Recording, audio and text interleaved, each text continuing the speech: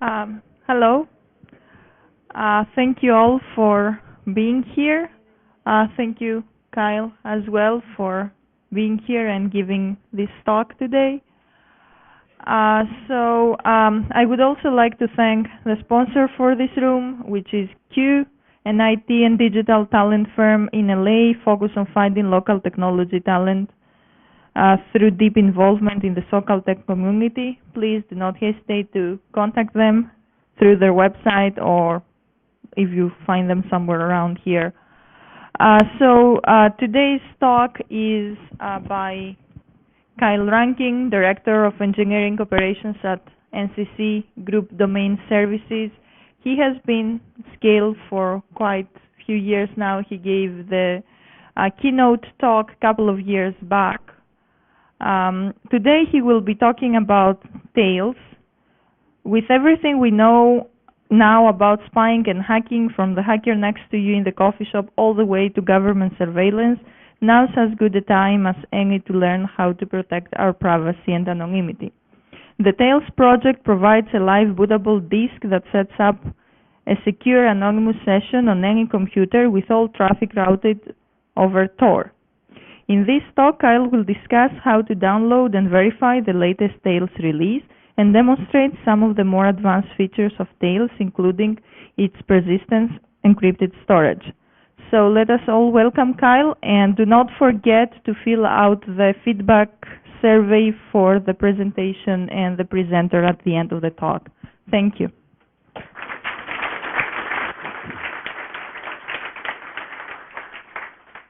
Hi, everybody.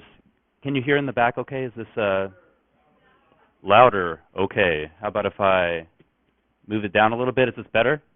I mean, I can just talk loudly. I just didn't want to get too excited and everybody in the front dies. Okay, great. Because when we're talking about stuff like encryption and security, it's hard to not be excited. So here's what we're going to talk about today. So actually, really quickly, we should probably say why I'm doing this, because you see Director of Engineering Operations, that and I'm concerned about my privacy don't necessarily mesh. So by day, I do sysadmin type work. I work for NCC Group Domain Services.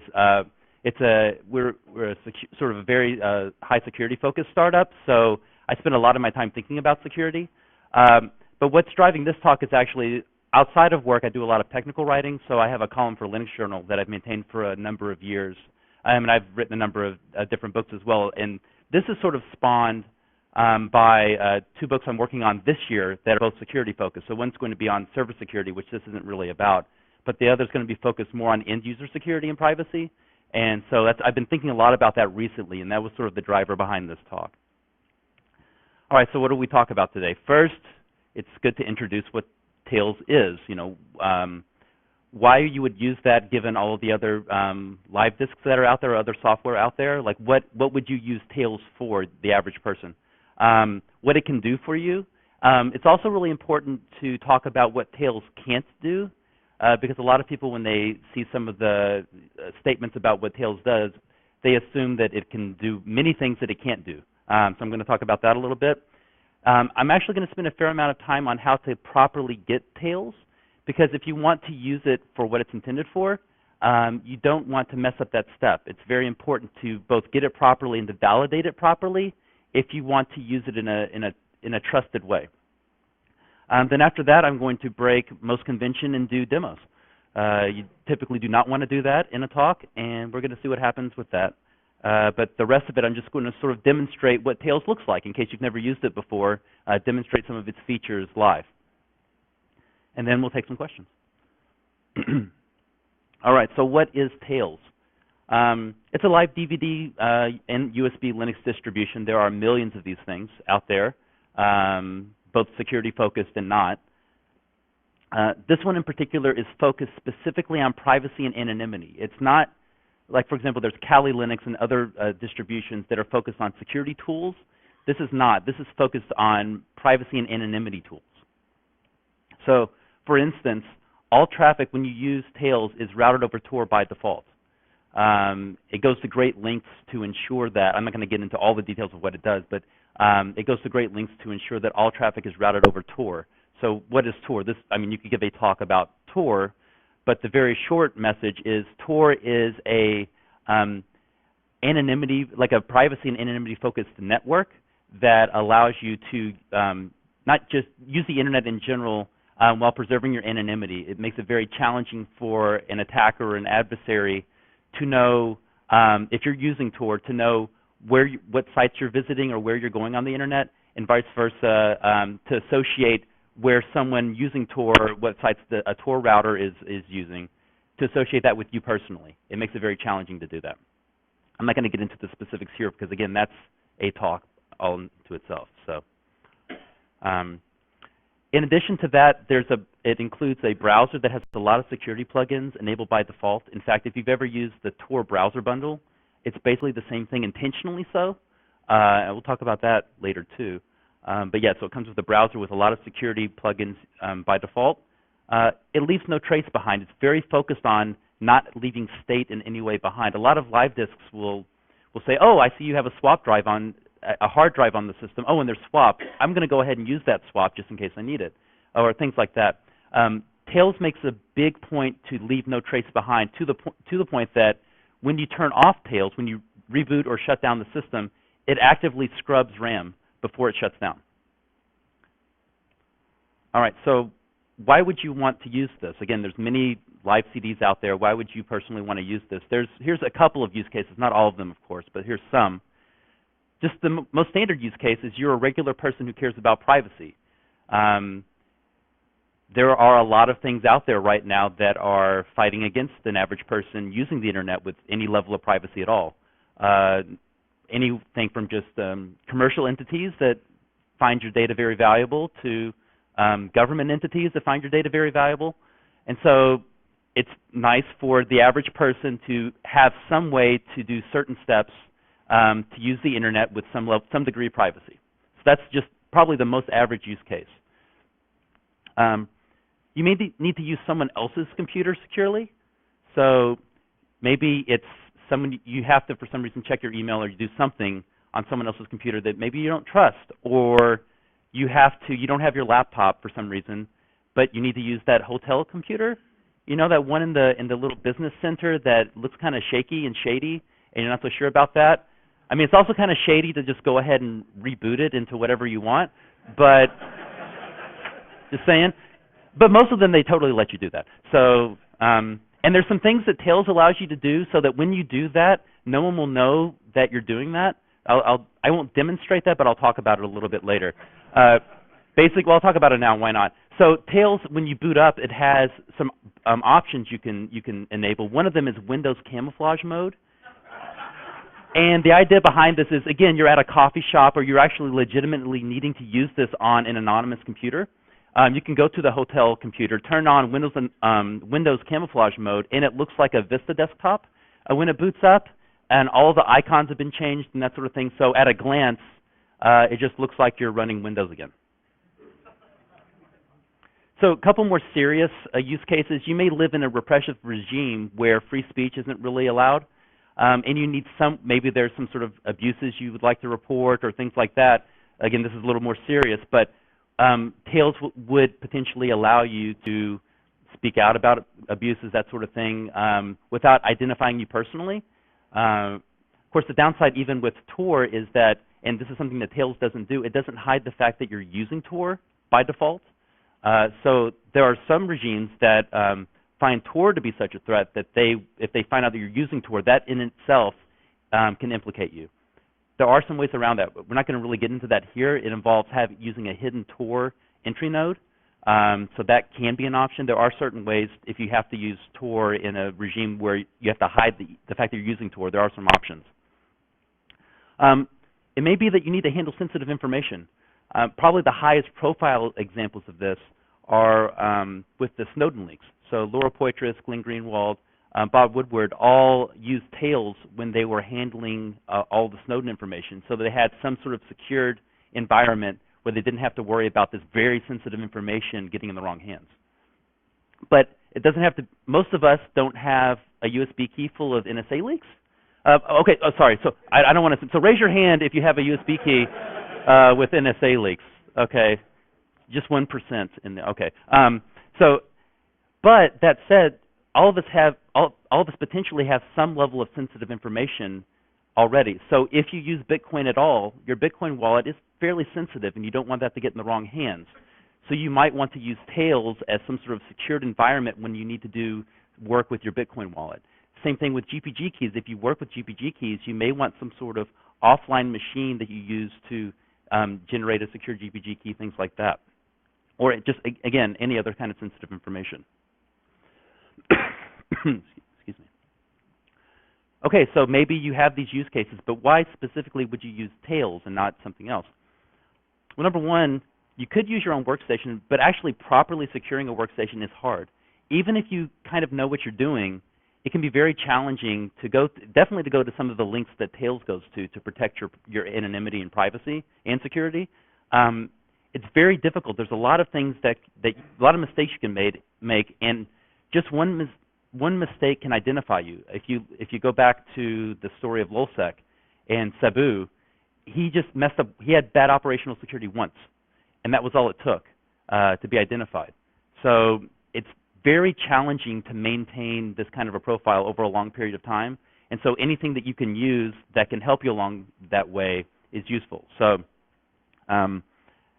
you could do this with your own workstation, but again, it only takes one mistake.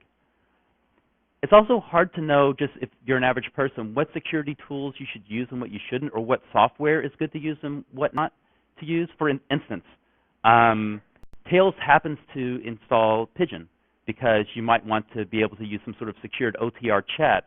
However, the vast majority of Pigeon support is through libpurple, that some people are concerned about the security record of. So to sidestep that, it's just removed. That's one example, but there's just a lot of other. You may not know what the proper tool to use is, and Tails makes it fairly simple by including things that a number of people agree are best tools to use. Also, sometimes if you're compromised, it's hard to know it. Again, I don't want to assume. So if you're compromised right now, if you just show of hands, if anybody, okay, good. Again, about 2 or 3%. So, yeah, everyone should have raised their hand. But again, maybe you don't know. So, again, it's hard to know, and so if you're doing sensitive things on a computer that you think might be compromised, it can be somewhat risky. So it's nice to at least have an option to use something like Tails where you are in a fairly secured environment already. All right, so what kind of stuff can Tails do? We talked about some of this a little bit already. So one, you can set up a secure environment easily to use Tor. These days, it's fairly simple with the Tor browser bundle to do that for web browsing, but in Tails' case, it does everything over Tor. So this is it makes it way easier to route all traffic over Tor. It definitely makes it easier to use the browser securely. There's a lot of security plugins that it adds and enables by default that we'll talk about a little bit later. That, again, you can do this on other machines, but this makes it easy because it's all set up for you. This in general to provide a lockdown secure environment on an untrusted computer or network. We talked about this with the hotel computers. Again, it can be challenging to do that. It makes it a lot easier. Also, ensure no data is left behind on a computer. A lot of other live disks or software don't really go to these kind of links to make sure that you don't leave a trace behind. Excuse me. And just in general, just to put a lot of good tools in one place, not too many. The whole point is to not have the less software on the system, the fewer attack vectors. So the idea is to keep it fairly slim. All right. So what Tails can't do? It can't protect you from a determined, well-funded adversary specifically targeting you, at least not extra security know-how.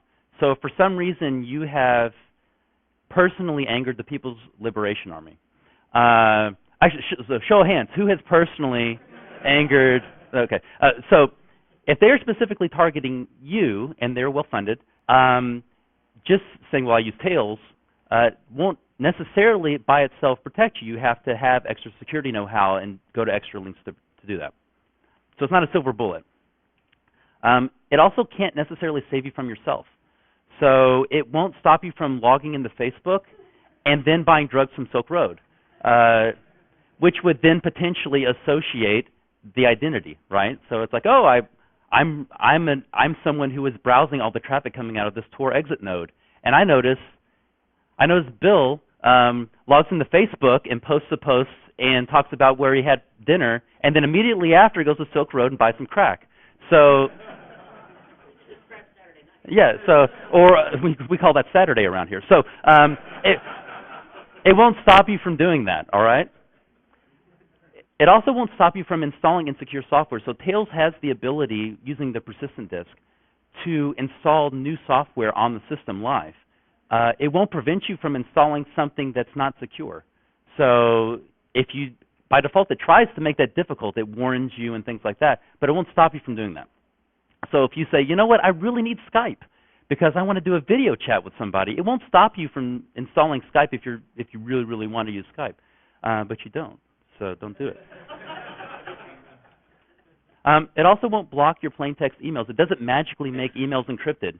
All right. So if you send some sort of implicating email, something that's out using Tails, it doesn't automatically encrypt all emails going out or anything like that. So it won't protect you against that. It doesn't make password1 a good password. It can't do that. So if you have lousy passwords out on the internet, it won't somehow protect you from someone hacking your account just because you do it over Tails. You still have to have decent security practices. Oh, also, and this is pretty important, it leads into the next thing, Tails can't force you to validate that the Tails ISO you have hasn't been tampered with when you downloaded it. All right?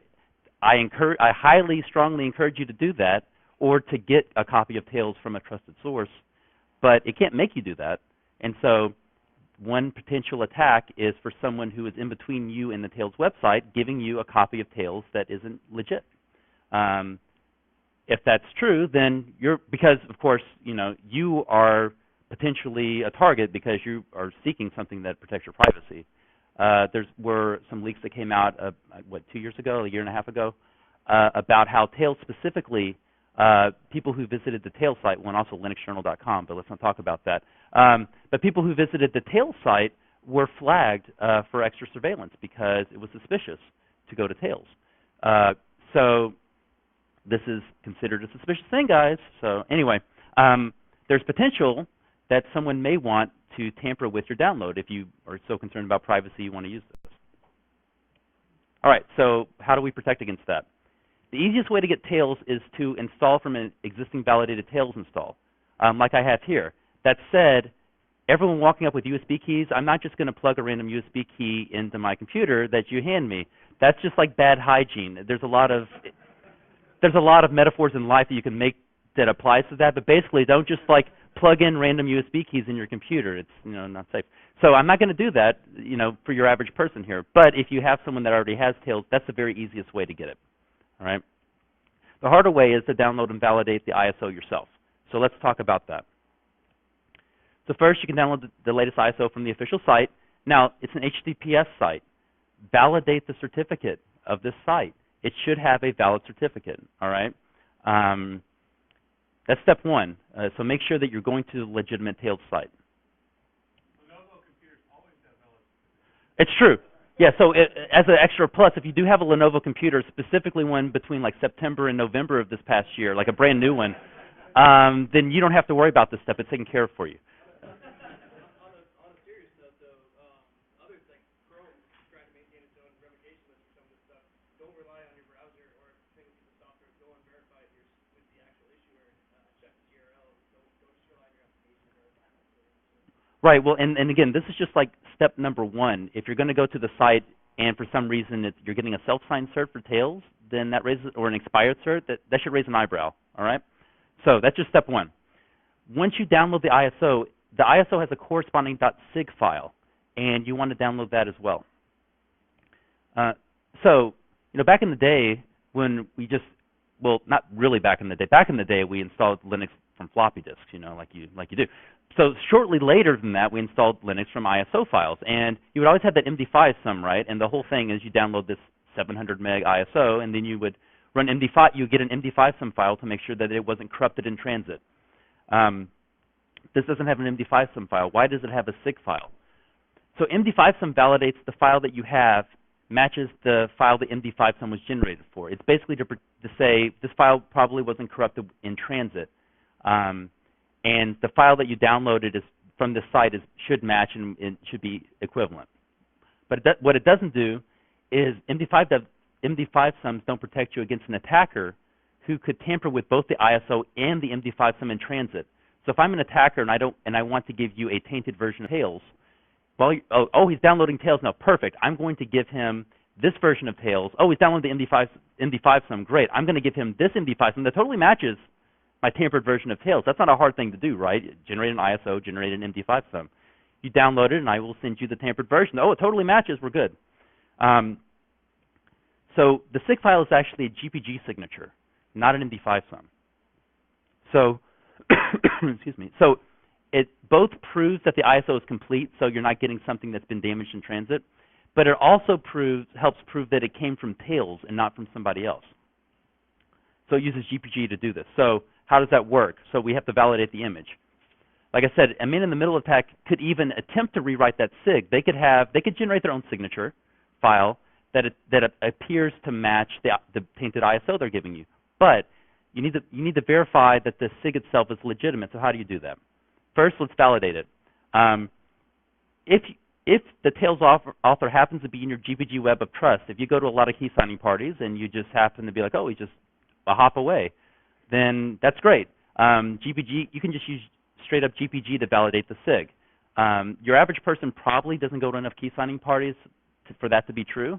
So there's some less ideal alternatives that are still reasonably secure. So what I recommend you do is to download the SIG file from different computers that are on different networks, maybe even some that you don't control, if you're concerned about this. Then run a SHA-256 sum against all the SIG files and make sure they match. So what are we doing here? We're basically saying it's not necessarily all that difficult to man in the middle one connection, but it's pretty difficult to man in the middle like 20 of them or 7 of them that are on different networks and different locations from different computers. All right, it's not impossible. And again, ideally you would have a GPG web of trust. Barring that, this is at least a decent second step. All right, so download from multiple locations. Make sure they all match. If they all match, then you have a reasonable belief that the SIG file is legitimate. All right. Optionally, what you could do is Tails also has its signing key available that you can download, and you could import that into your GPG web of trust.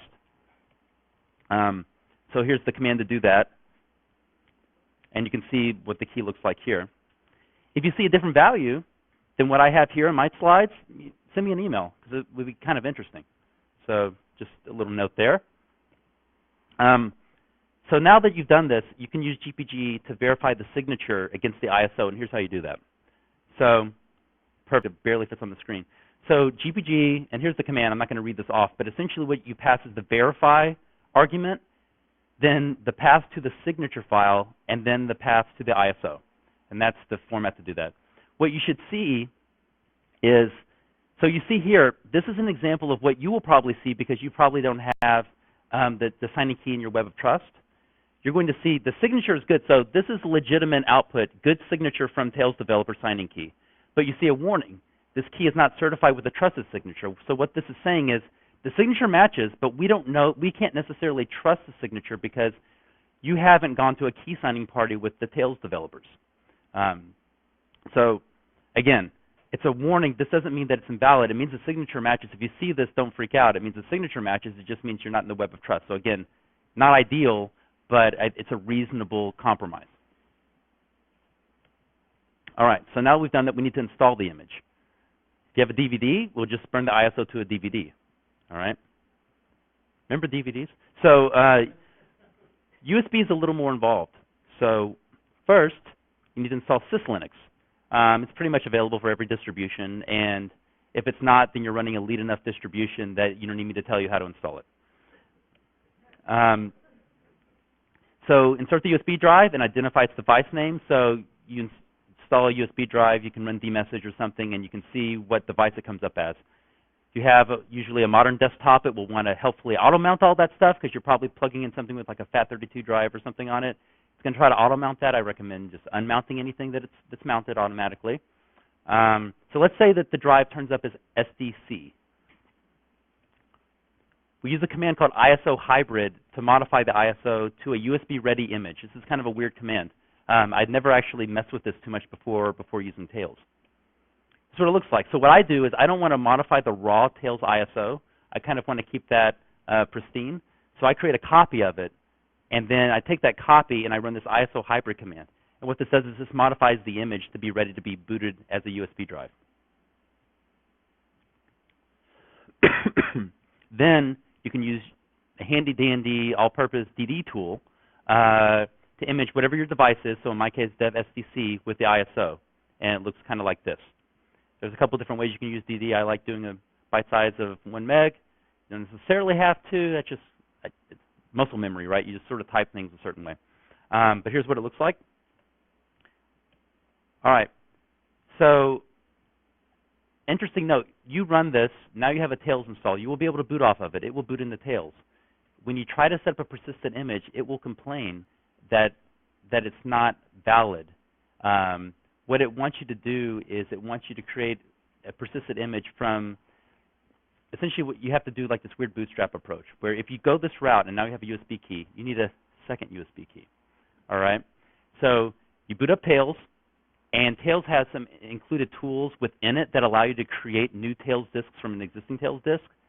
You need to do that. Once you do that, the second USB key now, you can create persistent volumes and all that stuff. So it's a weird middle step, but if you want to use persistent volumes, which you may not need that, but if you want to, then that's the step you have to perform. It's a little weird. All right. Oh, great. So plenty of time for a demo. Let's try this out. All right, so welcome to Tails, everybody. So, you know, I've been running from Tails the whole time. So, crazy. All right, so here's what it looks like. Let me just minimize this for a second. Oh, wow, it looks like a regular desktop computer. There's not even anything lead on it. Like, it's not green on black, which would be preferable. But, you know, I mean, the theme's kind of a black theme, but that's just kind of like a good contrast. So, all right, so it's a little different. I mean, this looks fairly standard. This is actually based on Debian Wheezy now, so this is sort of like a fairly standard Debian Wheezy desktop with some tweaks. So among them, see this little onion here, this is the Tor network applet. So this lets you know you're connected to Tor. When you first boot up the machine and connect to a network, it'll sync your time, and then you'll see this onion start to change colors and attempt to connect to Tor. And we can click on this and see bandwidth graphs and see network maps that look like you're like an evil villain. It's like all this traffic's routing all over the world and stuff. In addition to that, there's this handy-dandy on-screen keyboard. This isn't simply an accessibility thing, although that's great. If you're using a computer that you suspect may have a keylogger installed, and you need to type in a sensitive password, you can use either fully the on-screen keyboard or a combination of the physical keyboard and the on-screen keyboard to type in that password. So this is just like a little extra handy-dandy thing here. Let's talk about the browser a little bit. So this is a standard Firefox browser. This is actually intentionally designed to be like the Tor browser bundle.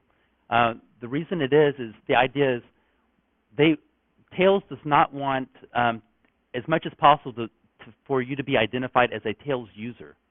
What they want is maybe that they want it to look like you're just using the Tor browser bundle like anybody else, because that way there's just a wider swath of signatures out there that everyone looks like they're just using the Tor browser bundle from something, maybe from Tails, maybe not. So this is standard Tor browser bundle. So if you've ever used that before on a desktop, very similar, same plugin, same everything. So what kind of plugins? Well, number one, it's using Start Page by default. It's not using Google. Start Page, basically, you can think of it almost like a Google proxy, I suppose. So you send your Google query to Start Page, and then it will send it to Google on your behalf. And so this idea is this misdirection. In Start Page, like Pinky swears, it won't share your information. In addition, we have the great Tor-enabled button here. So Tor is on this desktop, or I'm sorry, on this browser. We have NoScript, which is set to stop all JavaScript, which means a lot of you very cutting-edge developers, none of your websites will work because you do everything in JavaScript, right? Because that's just the way that we do things.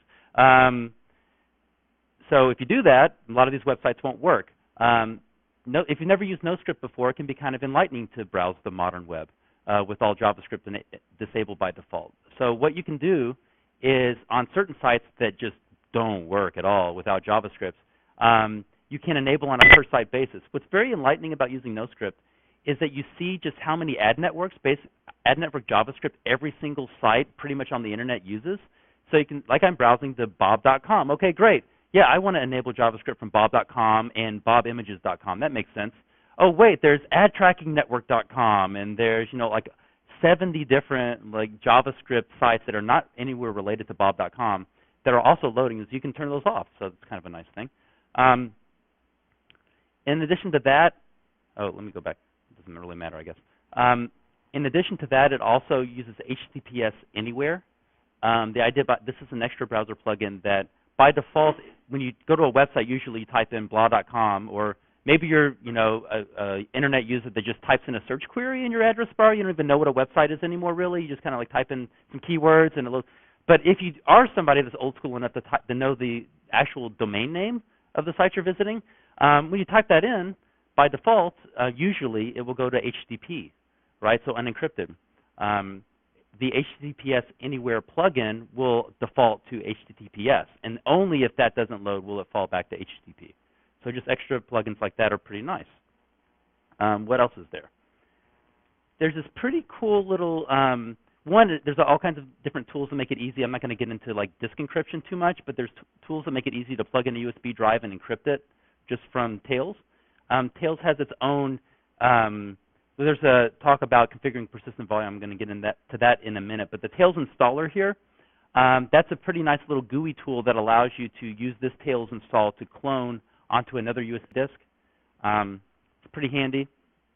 A lot of just sort of standard tools. Like I said, there's Pigeon that just has IRC and Jabber enabled.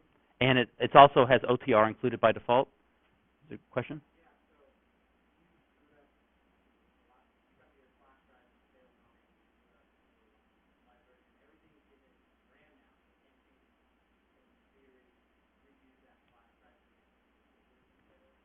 So the question is about, by default, Tails is not persistent. But because everything is in RAM, can you create something persistent? Yes. So that I'm going to talk about that once.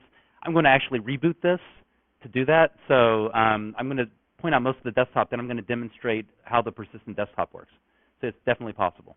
One of the other nice features, so there's like a lot of GUI tool, well, KeePassX. If you're not using some sort of password manager, you really should. And KeePassX is a pretty nice one. I like using it personally. You remember one really good password, and then all the other passwords for every site are line noise that you can tell KeePassX to generate for you. It's pretty handy.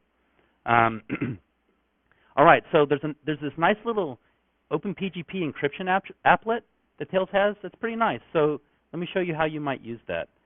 Let's go to a text editor. It's not GVim, but that's okay. We'll live through just using a regular gedit text editor. So I have a secret. All right. So I have a secret here. I'm not, let's say I'm not, I don't have this big OpenPGP web of trust. I haven't done all of the heavy lifting to set up a GPG key, but I would like to use Tails, encrypt the secret, and then email that secret to somebody else who can then decrypt it. All right. One way you can do that without keys is via a shared passphrase. So you have some sort of shared secret between the two of you. So what you do here is I select this. Now it's in the clipboard. And I can click on this and it says encrypt clipboard with passphrase. So whatever text is selected now in the clipboard can be encrypted. Type this in. I can type in a secret, passphrase, very weak one. Repeat it. All right. Now my clipboard has changed and it has something encrypted in it. So what I can do here, you can see it just turned into a lock. Maybe you can see that. There's a little lock up there now. You can click on it. You can see different things. This can also manage actual GPG keys, but let's just do an easy case here. Now if I let's say I had my email program open and I wanted to send this secret to somebody else, I can go to edit and just paste it.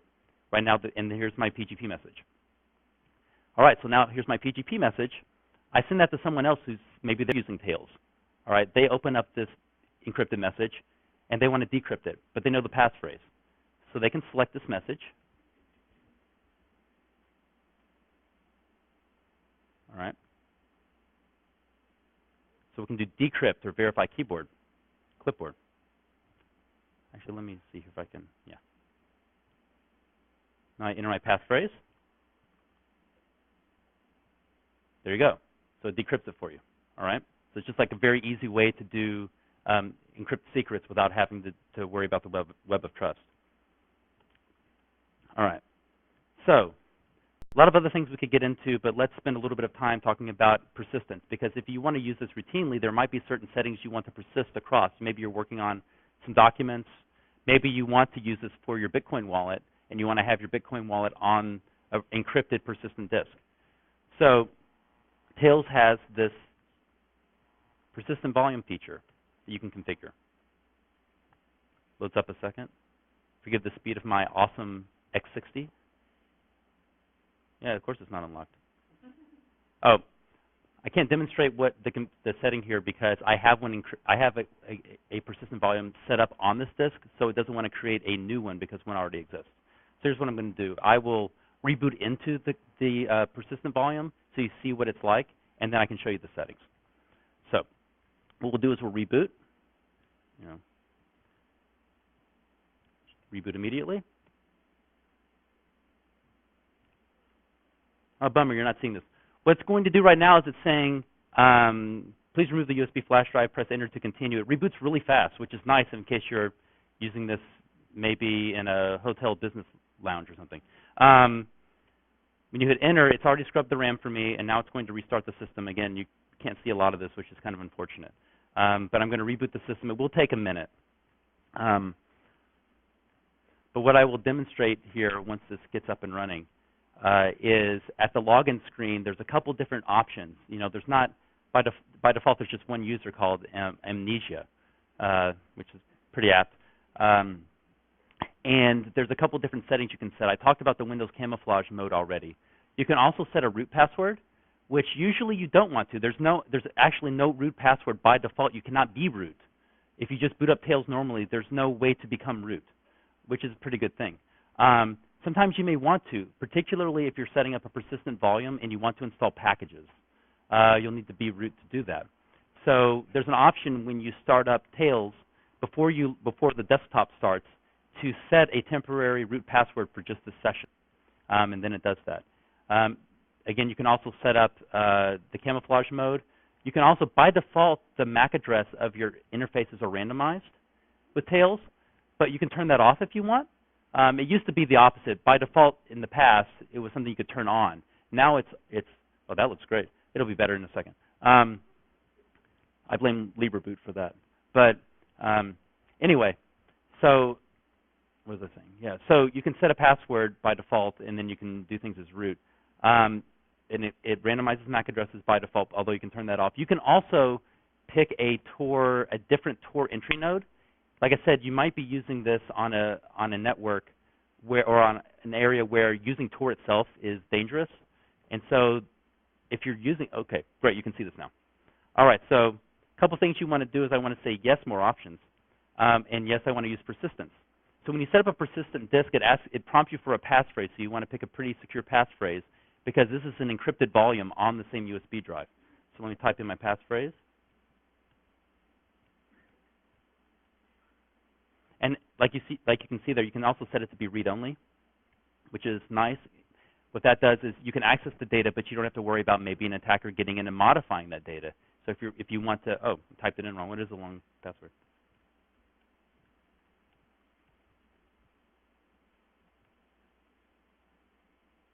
See if that's better. All right. So here's some of the other options. So I said show more options. So you can see activate Windows. Oh, it's Windows 8 camouflage now. So they've upgraded the theme. It's really nice. I'm not going to turn that on. I mean, I know it seems pretty awesome, but you can play with that at home. Again, you can set an administrative password here, which is useful if you want to install packages, do things as root. Again, spoof all MAC addresses, and this network configuration. This is where if you were concerned about the leaking that you're using Tor, you can change all kinds of different network settings here. We're just going to log in now.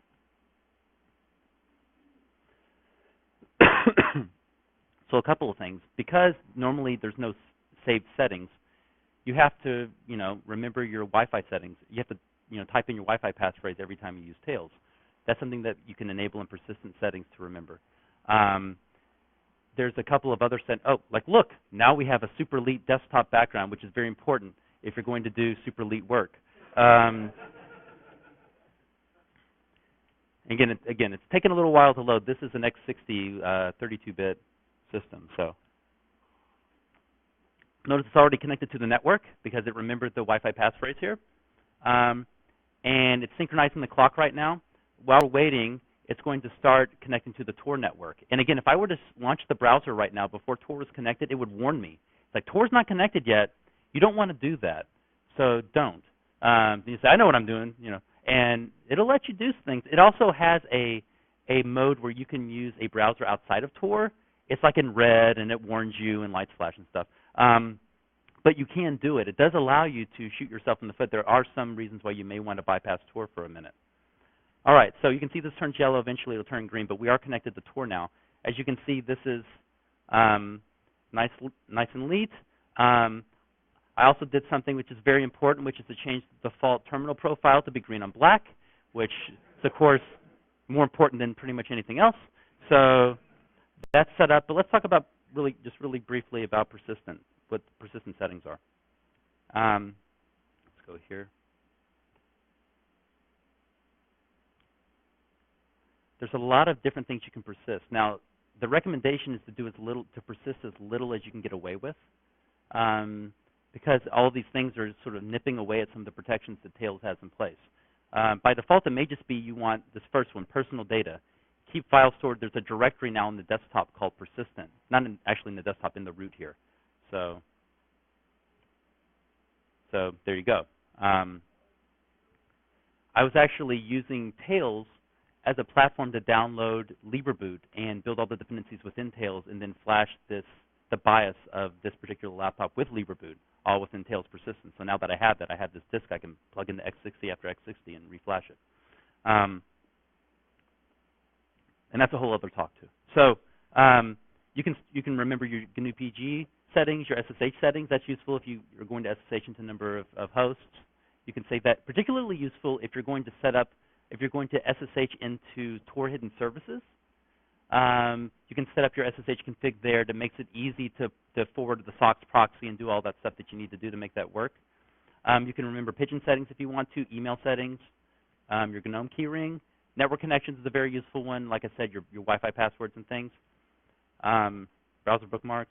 Printers, remember those? So you can, I mean, once you get a printer working in Linux, you don't want to lose those settings.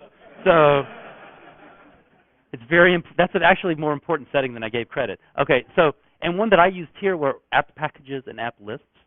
So this will cache all the packages. So why is this useful? Again, I use Reboot, and there's all kinds of different app dependencies that it needs to be installed. By ticking these off, when I install them, it doesn't, next time I boot Tails, it doesn't automatically install all those packages. They're just cached locally. So I don't even need a network connection the next time I want to install them. They're cached. I just say apt-get install whatever. They're cached locally. It doesn't even have to go out to get the apt lists. It can just install the packages, again, without me having to talk on the network. And dot files. So this, whatever, you can basically create symlinks into a directory here, and it will put them in your home directory so you can persist desktop settings. That's how I got both my Lead green on black terminal and the super Lead desktop background, which is Saccharomyces, which is actually brewing yeast. Well, we've got to see this because this is just super sweet. This is a microscopic image of brewing yeast excreting, which is pretty nice.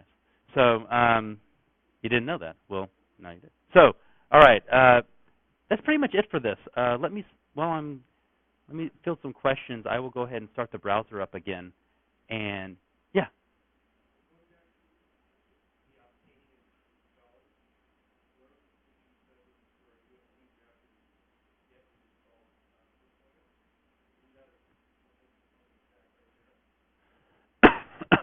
So the question is, the fact that you need to use syslinux to install Tails, is that an attack vector?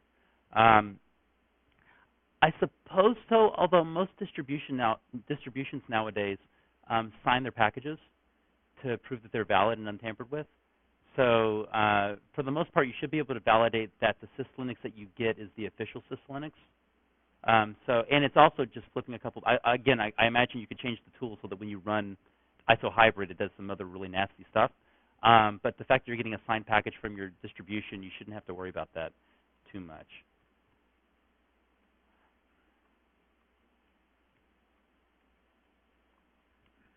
Let me just load this. Get to the last slide just because there's a couple of different links that you might find useful. All right. Also, so I wrote about Tails pretty extensively in a 3-part series in Linux Journal as well. So if you're kind of interested, if you're interested in the same topic, you're in the talk, but you're like, well, I'm not going to remember everything this guy said. You can go to linuxjournal.com and just look for Tails. And there's a 3-part series of articles I wrote on this where I cover a lot of the same material. And of course, these slides are here. I don't know if I want to call on you, Bill. Go ahead. Very good question. So the question from the front is, will visiting this put you on an NSA watch list? It will not, that we know of. It won't put you on the old NSA watch list. Why? Because apparently all they were targeting were Linux Journal articles that start with the word Linux. As you might imagine, that's a lot of articles. But not this article, because these articles start with the word Tails. So you're safe. I'm sure they would never have updated that. So anyway, any other questions? Yeah, sitting in the front.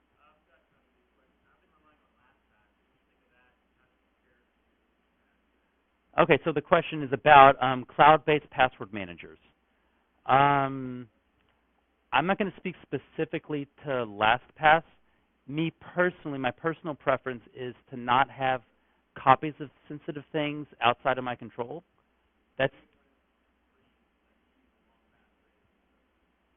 Yeah, I mean, I just would personally prefer, because you're also saying, well, I certainly hope that the encryption they're using is legit, and there's no keys being provided to anybody else. Just for last minute, there's a ticking time bomb Jack Bauer circumstance where they would need to decrypt that, right?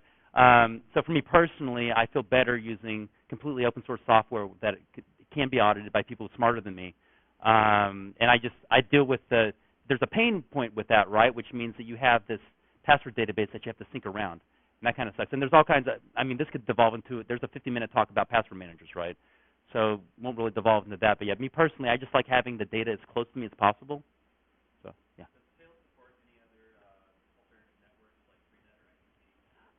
I think, yeah, so the question was, does Tails support alternative networks instead of Tor? I believe it does support I2P.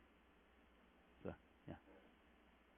The idea of using the password manager.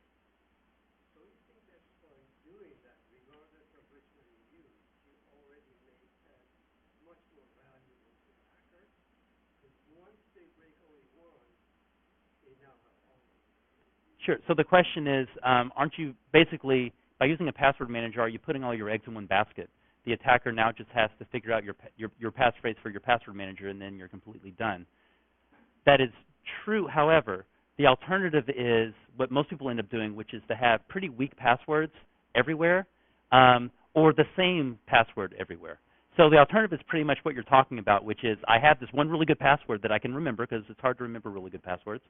I have this one that I think is good, and I just use it everywhere, right? Or I have 3 that I think are good, and I just alternate depending on what day of the week. With a password manager, the nice thing is you only have to you can remember one really good one, and then you use the password manager to generate like 20-character line noise passwords that are a mix of alphanumeric symbols and all this stuff. And if some websites freak out about that stuff, they're like, well, I can't handle symbols, and that's cool. You just go to KeyPass X and you say, turn off symbols, but regenerate it. Now it needs to be longer because I don't, So you can generate these nice long passwords. You don't have to even know them. You don't even have to see them with your eyes anymore.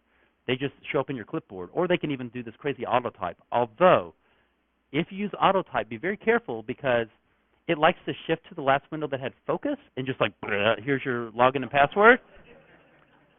So maybe don't have a lot of like IRC open when you do that. Just a pro tip. All right, so in the back, Allison.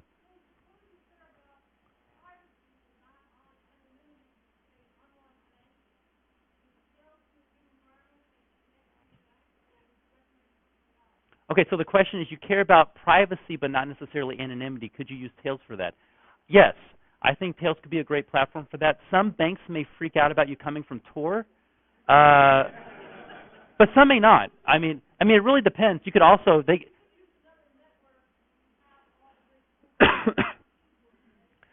So for instance, you could boot up with Tails to have a secured environment.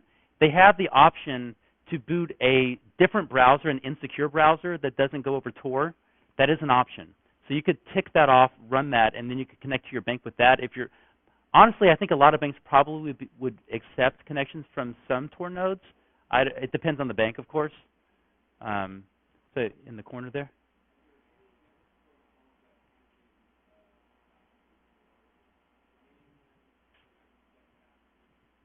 So the question is, are there any protocols that don't go over Tor? UDP doesn't go over Tor. So you can do TCP over Tor. On top of that question, how is, I kind of know the answer, but how is DNS handled? It's handled through Tor? It is handled through Tor. But that's UDP, right? So it's just kind of a capsulation, sends it to the exit node, and then comes back. Yeah. There's I don't remember the details right now, but yeah, because it can't use UDP, there's one of the facts on the Tails site goes into detail about that. But yeah, basically even DNS requests, which are actually pretty much like super sensitive information that people don't think about. A lot of people are like, well, it's just easier, 8888. That's just easy to remember. So I just send all my. I mean, why do you think that's free? I mean, think about it. So it's like the most valuable. It's more valuable than your Google searches, I would argue. Like every single place you visit on the internet is pretty valuable data. So and it's pretty revealing data. So yeah, it forwards all that over Tor, but not over UDP. Yeah.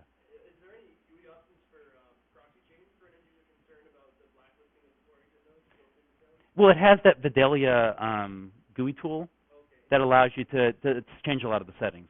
Yeah. Any other questions? Yes, sir.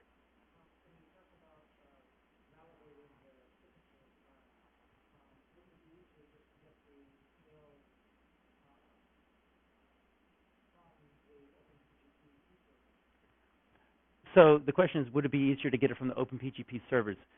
You could, but that doesn't guarantee. But if I have already man in the middle you, and I see that you're doing a request to pull that key from pgpmit.edu, I could potentially send you something else that I want you to have.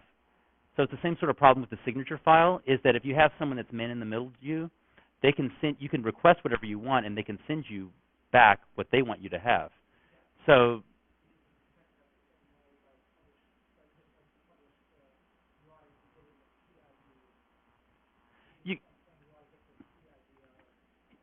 yeah, but adding that to your actual web of trust by saying you trust that via that mechanism will make a lot of GPG key signing party people pretty upset with you because you're not truly validating that it's the proper key, right? You can fetch it without, so that's one of the examples I give is fetching it without trusting it. You can add it to your key ring without trusting it. That's totally, you're correct. Yeah, that's completely an option. So you can download it straight from the Tails site even, which I would argue is probably better. But again, it's not, the best approach is simply just to download all the signature files, from a number of different locations. It's the second best approach, right? The best would be, for all of us to be buddies with the Tails people and be in their keyring, or they be in. Now that said, this is addressed on the Tails site as well. There are a number of key Debian developers, because if you're using Tails, you're also kind of trusting Debian to not have backdoors and things in the software. So there's a number of Debian developers who have signed Tails' official key. So via key signing parties like we have here, it's possible that you might be in the web of trust with a Debian developer that then trusts. So you might be willing to then trust the key because it's only like 2 hops away or something. So, any other questions? Yes.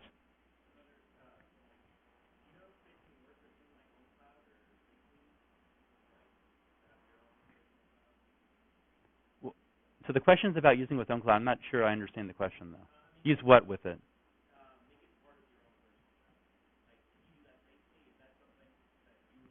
You mean to make Tails?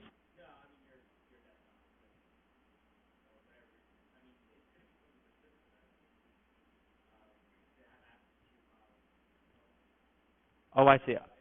So you're sort of asking more, like after this is booted up, with your persistent volume, like tying it into some sort of cloud storage provider to get files from there. You can. It doesn't stop you from doing that. I would sort of advise against getting files from the outside too much.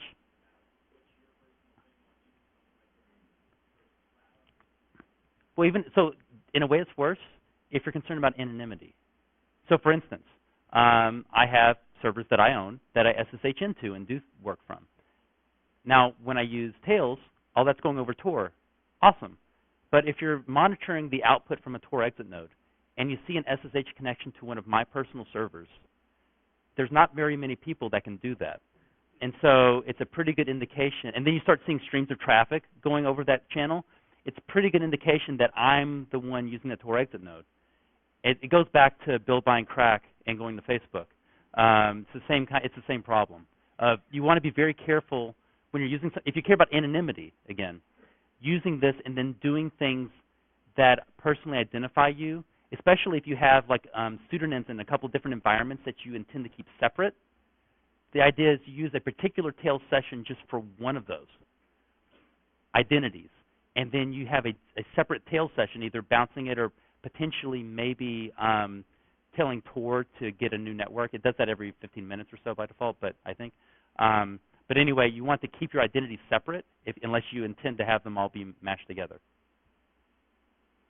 Yeah. The networking portion, is that all plugged into the GUIs for the settings, or is it something done like on the firewall level to redirect the traffic? How is the guarantee there? So the question is about all the network guarantees, all the firewalling and stuff.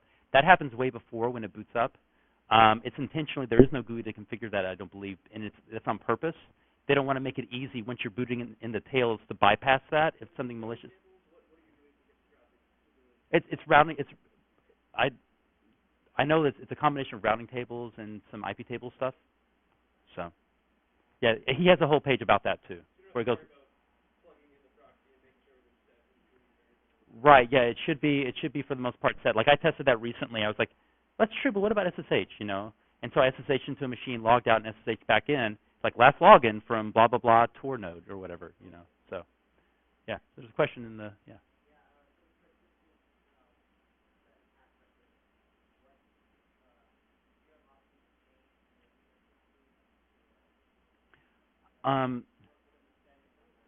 So the question was, what particular encryption algorithm does it use for persistence?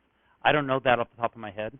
I don't believe that you can change that without like getting into the source and things like that. By default, it does have the option to set up encrypted volumes that outside of the persistent volume. Oh, now it's going to blink on me here. Sorry about that. It does have the option to set up just to plug in drives and encrypt them. There's like a GUI tool that allows you to partition drives and encrypt them. And then you can select different encryption options if that's what you'd like to do. So that's what I would recommend for that, is maybe have the persistent volume maybe not have the persistent volume, but format. If you don't want the features, like saving my dot files and all that stuff, but you just want to have a persistent volume for the store stuff, and you don't like the encryption algorithm, you can set up a different one, and it has the ability to mount it. Yeah. How does it actually, when you run it for the first time? Run which thing? Well, how does it pick the entry node, the store entry node? Is it at the beginning, is it randomized? Yeah, so the question is basically the first time you boot this, how does it know where to go for Tor? So it has a list of Tor. There's a set of Tor nodes that are sort of index nodes that have a knowledge of the available Tor nodes that you can connect to, and so it contacts one of those and gets a list. So Tor software is just configured to do that. Yeah. Yeah, like when you first boot up, even again, like if you're in a situation where you don't want, it's risky for people to know you're using Tor, you have the option to use like a hidden Tor entry node. Yeah. Just more of a comment than a question. If you have MAC locking enabled on the switches and routers, your connection just allows to start it off with a random MAC address. Okay, so the comment was if you randomize your MAC address, I mean that would be true if I just plug this into a new network though too, right? Like if I connect to a network that has that, and it only allows known MACs to traverse. Yeah. But then that also again, defeats some of the anonymity. So yeah, it's true. If you block MACs that you're not aware of on your network, a randomized MAC generator will get you blocked. Yeah, in the very back.